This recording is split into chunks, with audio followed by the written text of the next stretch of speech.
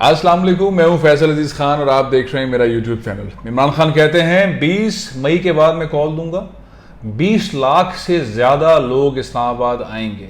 ये इतना आसान है या बहुत मुश्किल है, इस पर हम बात करेंगे क्योंकि हुकूमत की स्ट्रैटेजी भी सामने आ गई है। और कुछ लोग कहते हैं राना सनाउल्लाह साहब का इसमें किरदार सबसे बड़ा है। तो मुकाबला जो है पीटीआई की क़यादत का राना सनाउल्लाह से है। इस पर क्या स्ट्रैटेजी है, इस पर बात करेंगे।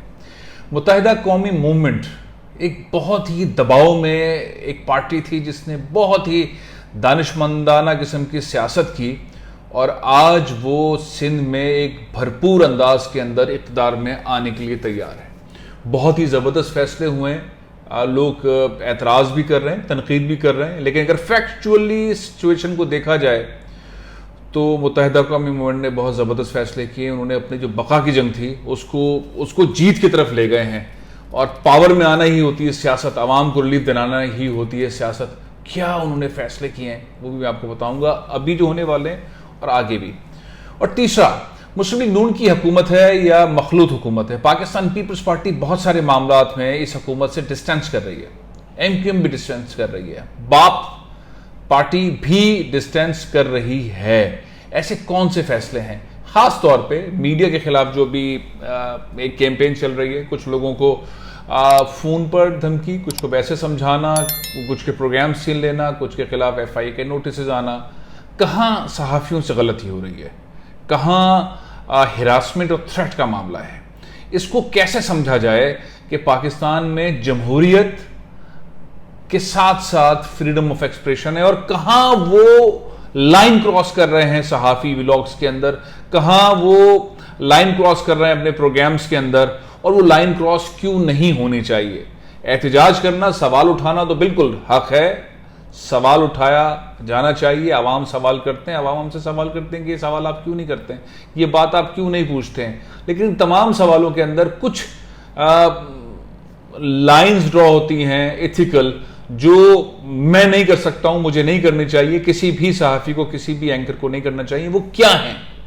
कहां हम लाइन क्रॉस करते हैं, कहां हम ऐसी सवालात या ऐसी चीजें उठा लेते हैं जिससे मुल्क में इंतशार हो सकता है हमारी गुफ्तगू से, सहाफ़ियों की गुफ्तगू से, एंकर्स की गुफ्तगू से।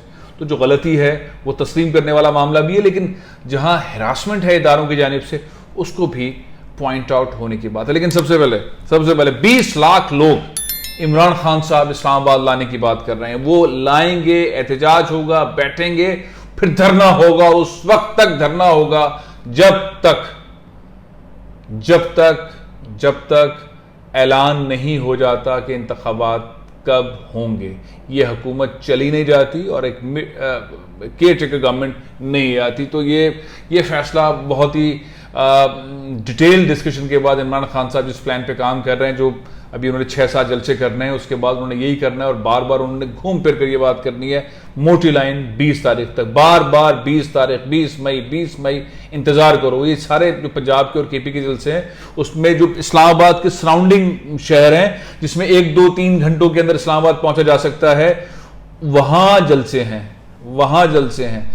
वहां जलसे करके, वहां लोगों को मुतहरिक करके उस सारे प्रोसेस को एक ऐसे सिस्टम के अंदर खान साहब लेकर आ रहे हैं कि ताकि लोग आसानी से पहुंच सकें, अगर रुकावटें हों तो भी पहुंच सकें। लेकिन 20 लाख के करीब लोग पहुंचे। कैलकुलेशन की जाए इन 13 शहरों की, और इन 13 शहरों में से कैलकुलेशन करने के बाद देखा जाए जो जलसे हो रहे हैं उसमें लोग कितने हैं और लोग कितने पहुंच पाएंगे और रास्ते कितने हैं, किस तरह से स्ट्रैटेजी इमरान खान साहब की कामयाब होगी। 20 लाख लोगों का पहुंचना, पहले से पहुंच जाके वहां रुकना एक बड़ा मामला है। लेकिन इमरान खान साहब का मुकाबला इस वक्त ज़रदारी साहब से नहीं है, मौलाना फजलुर रहमान साहब से नहीं है। इमरान खान का मुकाबला इवन शहबाज शरीफ साहब से भी नहीं। इमरान खान साहब का मुकाबला सिर्फ एक शख्स से, पीटीआई का मुकाबला सिर्फ एक शख्स से, और उनका नाम है राना सनाउल्लाह साहब की स्ट्रैटेजी जो डिस्कस हुई है, जो जराए बताते हैं कि रास्ते बंद कर देंगे, जिसने गलती की उसको गिरफ्तार कर लेंगे। पीटीआई के लोग गिरफ्तार होंगे। पीटीआई ने अंदर ही जो स्ट्रैटेजी बनाई है, हमारे लोग गिरफ्तार ना हो सके, अपने घरों पर नहीं रहो, दूर रहो, न मिलो, फ़ोन चेंज कर लो, आईडीज चेंज कर लो, लेकिन मुतहरिक लो और उस एहतजाज तक अपने आप को तमन्नाई के साथ रखो।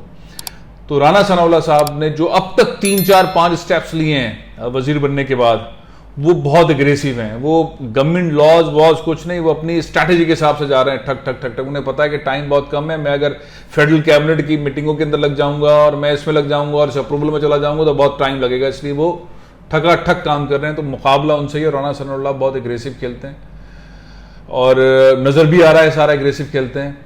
तो अब वो 20 लाख लोगों में कितने लोग इस्लामाबाद पहुंचने देंगे, बहुत मुश्किल सूरत हाल है। आंकड़ा बनाया हुआ है, इमरान खान साहब लोगों को मजबूर कर रहे हैं, वादे ले रहे हैं, नारे लग रहे हैं, ऐसे ऐसे नारे लगे हैं जो शायद पाकिस्तान में पहले नहीं सुने गए, जो आज मैंने एबटाबाद के अंदर नारे सुने। कुछ नारे आपको बताता हूँ। अब वो नारे, गद्दार हुकूमत नामंजूर, चोर हुकूमत नामंजूर, डाकू हुकूमत नामंजूर, इम्पोर्टेड हुकूमत नामंजूर, साम्राज्य हुकूमत नामंजूर, और एक आधा नारा अमेरिका से मुतालिक भी था नामंजूर वाला। तो ये जो नारे लग रहे हैं, जिस जोश के साथ लोग तैयार हो रहे हैं, जिस तरह से उन्हें अहद लिया जा रहा है कि तुमने आना है, सबने आना है, सबने आना है, तो लोग रेडी हैं।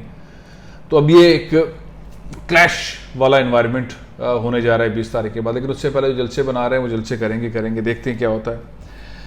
अच्छा जी, मुत्तहिदा कौमी मूवमेंट एक ऐसी पार्टी जो बहुत अरूज में रही, बड़ी पावर में रही, उसके बाद फिर वो पावरलेस हुई, लीडरलेस हुई और बहुत क्राइसिस में थी। उस वक्त खालिद मकबूल सिद्दीकी साहब ने, आमिर खान साहब ने,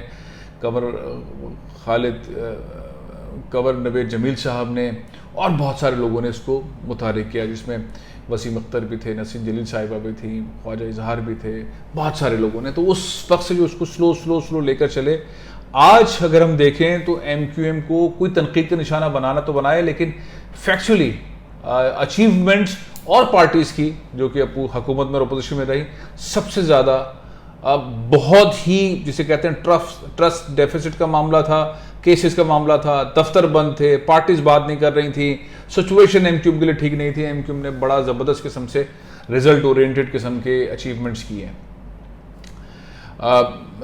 मोहतरमा नसीन जलील साहिबा एक बहुत ही मजबूत सियासतदान, बेहतरीन पर्सनैलिटी, एक्स्ट्रा ऑर्डिनरी उनका चलना फिरना, लोगों में एक सॉफ्टनेस, उनको उन्होंने गवर्नर सिंध के लिए वज़ीर आज़म को, सदर को ख़त लिख दिया है। अब वो गवर्नर सिंध बनने वाली हैं। पाकिस्तान की तारीख़ में गवर्नर सिंध दूसरी खातून होंगी, राना लियाकत अली ख़ान साहिबा के बाद।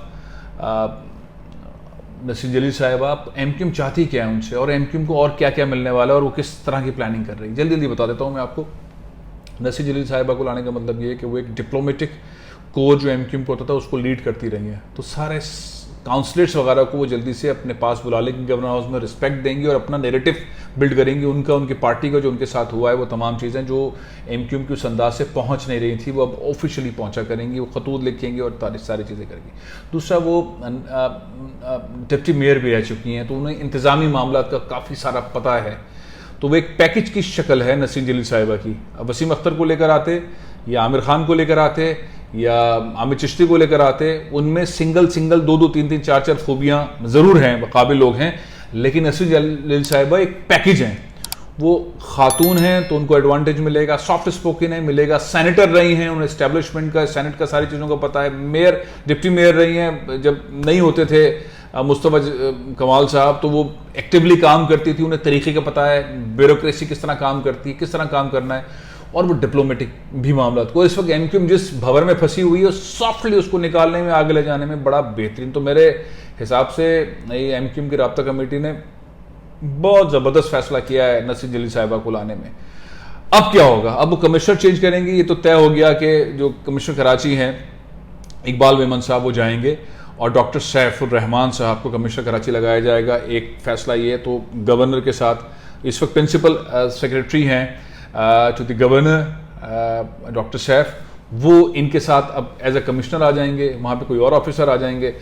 फिर साथ ही एडमिनिस्ट्रेटर चेंज करने की बात की है, कराची में एडमिनिस्ट्रेटर नया आएगा, वो MQM का होगा, हैदराबाद में एडमिनिस्ट्रेटर चेंज होगा। तो MQM जो है वो अपने आप को शहर के अंदर ज़रा मजबूत करेगी। कमिश्नर के आने के बाद चीज़ें बहुत सारी तब्दील होंगी। फिर उनको 3-4 वजारतें मिल रही हैं, उसमें 2 वजारतें बहुत ही इंपॉर्टेंट हैं। उन दोनों वजारतों के अंदर वो किन किन अशखास को लेकर आएंगे, ज़ाहिर तजर्बाकार लोग लेकर आएंगे, ताकि कम टाइम में 2020 के अंदर MQM रिजल्ट्स ले। तो MQM ने बहुत खामोशी से, बगैर रिएक्ट किए, बगैर लोगों को तंग किए, बहुत सुकून से उन्होंने जो ग्राउंड बनाया है वो उस पर दाद देनी चाहिए। सियासत अगर हम कहें इस पूरे टाइम के अंदर या तो चौधरी बरादरान ने ठीक तौर पर की है या एमक्यूएम ने ठीक तौर पे की है। जरदारी साहब का लेवल अलग है। जरदारी साहब जिस तरह का गेम खेलते हैं वो इस लीग में नहीं है, वो एक अलग लीग गेम खेलते हैं, लेकिन दबाव के अंदर जो पार्टी थी पाकिस्तान के अंदर सबसे ज़्यादा वो एमक्यू में थी और वो ठीक ठाक तरीके से आई। अब मैं आखिरी पॉइंट पे आता हूँ। FIA ने नोटिस भेजा है समीर इब्राहिम साहब को। क्या वीलॉग्स थे, बुल के ऊपर ऐसा कोई प्रोग्राम नहीं हुआ, वीलॉग्स उन्होंने किए हैं, उस पर उन्होंने सवालात जिनसे मांगे हैं वो कानूनी तौर पर ठीक हैं, आईनी तौर पर ठीक हैं, फ्रीडम ऑफ एक्सप्रेशन के जुमरे में आते हैं। सहाफ़ी का काम सवाल करना ही है, सहाफ़ी सवाल ही करता है। जो अपोजिशन में होते हैं तो वो उस वक्त चाहते हैं कि लोग हमारा साथ रहें, और जैसे वो हुकूमत में आते तो नाराज़ होने लगते हैं, हमसे सवाल क्यों जा रहे हैं। लेकिन यहाँ पर अपोजिशन और हुकूमत के सवाल से ज़्यादा बहुत सारे ऐसे सवाल हैं जिसका कौम इंतज़ार कर रही है। रजीम चेंज से मुतालिक लोगों के जहनों में सवालात हैं, इमरान खान बार बार उसे जगा रहे हैं, सोशल मीडिया के ऊपर वो बातें हो रही हैं, वो सवाल के जवाब मिलने चाहिए। ये वो दौर नहीं है 70s 80s 90s का कि सवाल के जवाब नहीं मिलेंगे तो कोई बात नहीं, मिट्टी पाओ आगे चलो। लोग याद करा रहे हैं, लोग हमें शर्मिंदा करते हैं, आप ये सवाल क्यों नहीं करते, या आप अपने वीलॉग में बोलते क्यों नहीं, या आप ये टीवी पे क्यों नहीं बोलते हैं, आपकी खबर क्यों नहीं चलती है, ऐसा क्यों नहीं हो रहा। आखिर हम भी पाकिस्तानी, हमें सवाल का जवाब चाहिए, सवाल का जवाब चाहिए। कमीशन बनाना पड़ेगा, कमीशन बनाना चाहिए, सुप्रीम कोर्ट कमीशन बनाएगी, इंडिपेंडेंट जवाब चाहिए, इंडिपेंडेंट इदारे से जवाब चाहिए। शहबाज शरीफ साहब के मुंह से जवाब किसी काम का नहीं, इमरान खान साहब खुद कोई जवाब दे दूँ किसी काम का नहीं, मैं कोई जवाब दे दूँ किसी काम का नहीं, आप कोई राय रखें कोई जवाब नहीं। तो पाकिस्तान को जैसे सुप्रीम कोर्ट का फैसला होता है उसको सब मानना पड़ता है, ऐसे कमीशन की ज़रूरत है, नहीं तो लोगों के पास सवाल आएंगे और फिर लोग गुस्से में अजीब गरीब तरीके से पूछ लेंगे, इल्ज़ाम आयद कर देंगे बहुत सारे ऐसे इदारों के ऊपर जो कि नहीं होने चाहिए। आखिर में ये जो नैरेटिव बिल्ड होता है ना फौज के खिलाफ, आर्मी चीफ के खिलाफ, ये नहीं होना चाहिए। आपको अच्छा लगे या बुरा लगे, अगर आप दूर तक देखेंगे तो पाकिस्तान के लिए फौज बहुत इंपॉर्टेंट है। फौज का मतलब आर्मी चीफ है, उनमें आपस में कोई इख्तलाफ है, नुक्ता नज़र में फ़र्क है, लेकिन आर्मी चीफ ही है, एक ही ज़बान, एक ही ऑर्डर, एक ही एग्जीक्यूशन। और मेरा ख्याल ये है कि अगर फौज जिस अंदाज में मजबूत है, जिस अंदाज में आर्मी चीफ होते हैं, चल रहे हैं, इंक्लूडिंग इस वक्त के आर्मी चीफ, उनके तमाम फैसलों को हमें मानना चाहिए। एतराज कर सकते हैं, बुरा लगेगा, नहीं होगा मेरी मर्जी का, नहीं लगेगा फलाने की मर्जी का, लेकिन एहतराम अपनी जगह पे है।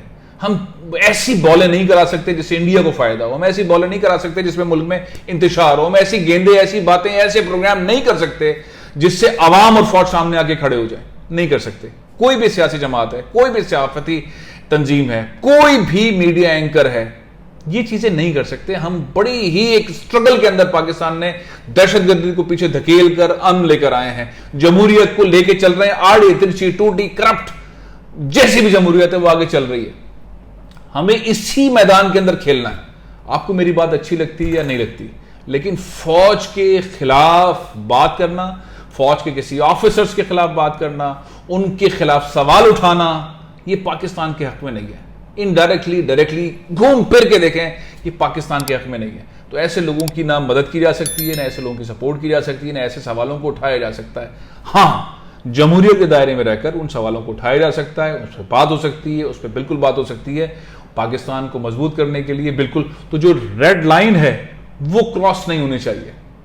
मैं एहतजाज कर रहा हूं, मैं सवाल उठा रहा हूं, मैं सही गलत देख रहा हूं, मैं एथिकली कोई फाउल नहीं करूंगा। अगर मैं फाउल करूंगा तो फिर मैं उसका अपना जिम्मेदार हूं। तो मीडिया को जो लाइन है उसका ख्याल रखना चाहिए, उस लाइन के बाहर नहीं। बाजू का हुकूमत भी ज्यादती करती है, बाजू का इदारे भी ज्यादती करते हैं, इसमें कोई शुबा नहीं, हरासमेंट होती है, थ्रेट्स होते हैं, लेकिन ये वाला जो इस वक्त दौर चल रहा है, इस वक्त फौज के खिलाफ जो नारेबाजी हो रही है, फौज के खिलाफ जो बात हो रही है, ये नहीं होनी चाहिए। इससे इंडिया फायदा उठाता है, इससे और ममालिक फायदा उठाते हैं। ये हमें समझ लेना चाहिए कि हमने जो बात करनी है, हमने क्रिकेट के ग्राउंड में करनी है। हम क्रिकेट खेल रहे हैं क्रिकेट के ग्राउंड में, हम क्रिकेट जो है वो स्कॉश के ग्राउंड में, स्कॉश क्रिकेट के ग्राउंड में नहीं कर सकते। हम स्कॉश या टेनिस क्रिकेट के ग्राउंड में कैसे खेलेंगे, उस पर प्लेयर्स टीम्स का फर्क है।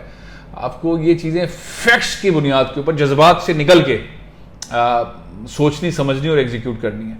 ऐसे लोगों का साथ ना दें, बिल्कुल भी ना दें। वो मीडिया के अंदर हैं, वो सियासी लोग हैं या कोई भी हैं, बिल्कुल भी ना दें। बेशक गलती किसी से हो रही है, बिल्कुल भी ना दें, क्योंकि एक इदारे को मजबूत अगर हम देख रहे हैं तो हम पाकिस्तान को मजबूत देख रहे हैं। वो इदारा अगर वीक होगा तो पाकिस्तान के लिए बड़े मसाइल खड़े होंगे। और मैं, मेरी कौम, मेरी आने वाली नस्लें, हम बिल्कुल ये नहीं चाहेंगे कि हम अपने एक इस इदारे को नुकसान पहुंचाएं या उसमें नुकसान पहुंचाने वाले लोगों के सहूलतकार बने।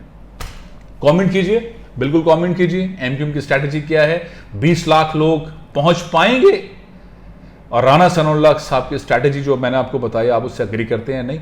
और ये अहद कीजिए कि हम बात करेंगे, सवाल उठाएंगे, सबका हक है, लेकिन किसी की या किसी इदारे की तस्लील नहीं करेंगे।